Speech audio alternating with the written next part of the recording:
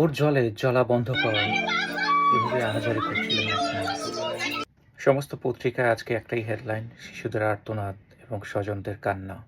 Milestone school and কলেজের দুর্ঘটনার জন্য আজকে মঙ্গলবার বাংলাদেশে রাষ্ট্রীয় শোক ঘোষণা করা হয়েছে।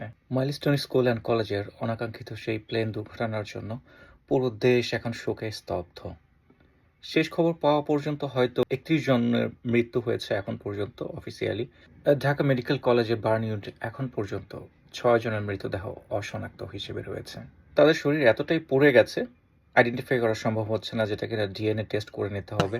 এরকম হয়তো আরো অনেক মৃতদেহ আছেন যাদেরকে আসলে আইডেন্টিফাই করা সম্ভব হচ্ছে না, কারণ আমরা কালকে দেখেছি যে অনেকেরই মৃতদেহ প্রায় ছিন্ন বিচ্ছিন্ন হয়ে গেছে, কেউ সাথে সাথে পুড়ে গেছে, শুধুমাত্র হাড়গুলো জায়গায় জায়গায় ছিন্ন বিচ্ছিন্ন ভাবে পড়ে আছে, যেগুলো কিনা আইডেন্টিফাই করা এই মুহূর্তে সম্ভব না, একটু সময় সাপেক্ষ ব্যাপার। সবাইকে একটু ধৈর্য ধারণ করতে হবে। বিভিন্ন মিডিয়া থেকে প্রাপ্ত তথ্যগুলোর মধ্য থেকে কিছু কিছু তথ্য আপনাদের এখানে তুলে ধরলাম আমি। বিমানটি বিধ্বস্ত হওয়ার পর ভবনের এক পাশ দিয়ে ঢুকে আরেক পাশ দিয়ে বের হয়ে গিয়েছে, এরকমটি আমরা জেনেছি।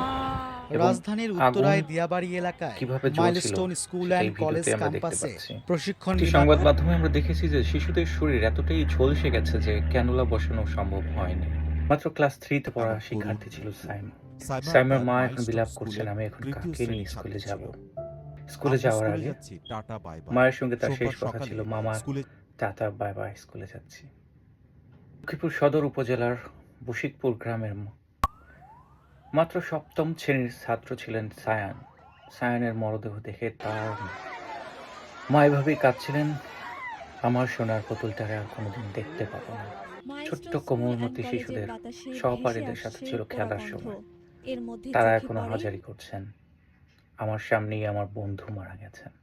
ছেলের জন্য রান্না করছিলেন জুলেখা বেগম। শামীম মাত্র ক্লাস 6-এ পড়তেন, বয়স ছিল 12। স্কুল থেকে ফিরে তিনি ভাত খাবেন, তার মার আর রান্না করা হলো না।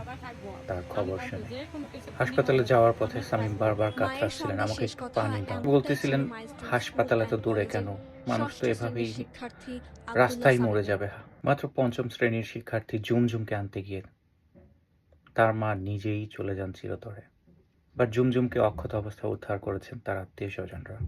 মা রজনীর 2 সন্তান ছিল, ঝুমঝুম যিনি কিনা 5ম শ্রেণীতে পড়তেন এবং ছেলে রোহান 6ষ্ঠ শ্রেণীতে পড়তেন। মাত্র 7ম শ্রেণীর শিক্ষার্থী মাহতাব 70% পুরো শরীর নিয়ে ঢাকা মেডিকেল কলেজে বার্ন ইউনিটে এখনো মৃত্যুর সঙ্গে লড়াই করছেন। আইসিইউতে আছেন মাহতাব, এখনো তার জ্ঞান ফেরেনি। ফাতেমা আক্তার, যার বয়স ছিল মাত্র 9, বড় হয়ে চিকিৎসক হতে চেয়েছিলেন তিনি। তার স্বপ্ন কালকে বিমান বিধ্বস্ত হওয়ার সাথে সাথেই শেষ হয়ে গেল। বয়স মাত্র 13, উক্কচিং মারমা ফ্রম রাঙামাটি। ঢাকা মেডিকেল কলেজে বার্ন ইউনিটে তিনি তার শেষ নিঃশ্বাস ত্যাগ করলেন। বরিশালের সানিউল মাত্র 7ম শ্রেণীতে পড়তেন।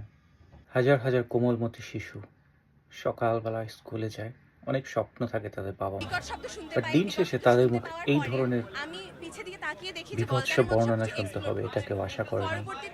আহত এবং নিহতদের উদ্ধার করে হাসপাতালে পাঠানো হয়েছে ঠিকই, বাট স্কুলের বিভিন্ন আঙিনায় ছড়িয়ে আছে তাদের বই, খাতা, স্মৃতি, খেলার সরঞ্জাম, বিভিন্ন মেমোরি।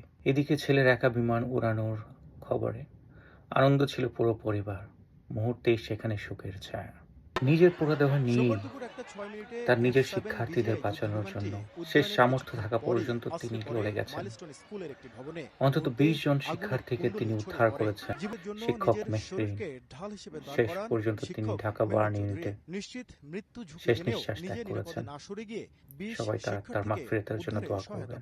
মাইলস্টোন স্কুল অ্যান্ড কলেজের প্লেন দুর্ঘটনার জন্য স্বাস্থ্য বাতায়নের পক্ষ থেকে একটি হটলাইন দেওয়া হয়েছে, যেখানে 4 ধরনের স্বাস্থ্যসেবা আপনি পেতে পারেন। মেন্টালি প্রেশার বা প্যানিক অ্যাটাক বা এই ধরনের কোনো সমস্যা হয়ে থাকে, আপনি এই নাম্বারে যোগাযোগ করে দেখুন।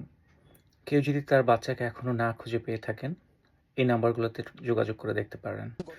ছোট ছোট এইসব কোমলমতি শিশুদের যেখানে ফুল হয়ে ফোটার সময় সকালবেলা তারা ফুল হয়ে ফোটার মতো করে আর স্কুলে যাবে না, সবাই তাদের জন্য দোয়া করবেন। আর আপনার বাচ্চারা যদি স্কুলে যেতে না চায়, জোর করে তাকে স্কুলে পাঠাবেন না। আগামী কয়েকদিন তার মানসিকভাবে প্রস্তুত না হওয়া পর্যন্ত তাদেরকে সাপোর্ট করুন। আমরা পারি তাদের সবার তার মাগফিরাতের জন্য দোয়া করতে। আল্লাহ যেন সকলকে মাফ করে দেন। সে এবং স্কুলে পাওয়া খাতা ব্যাগ তাদের হাতে বাবা নিয়ে মাদের কাউকে ফোনে ধৈর্য জানাতে ধারণ দেখা করার শক্তি যাচ্ছে দিক। শিক্ষার্থীর যারা এখনো স্বজনকে। হসপিটালে আহত অবস্থায় আছেন, তাদের জন্য দোয়া করুন স্কুলের যেন ভবনের তারা সামনে জলদি সুস্থ ছড়িয়ে হয়ে ছিটিয়ে যায়। রয়েছে সারা দেশ শিশুটির গভীরভাবে বই, শোকাহত খাতা, কালকের এই ব্যাগ, ঘটনার জন্য। জুতা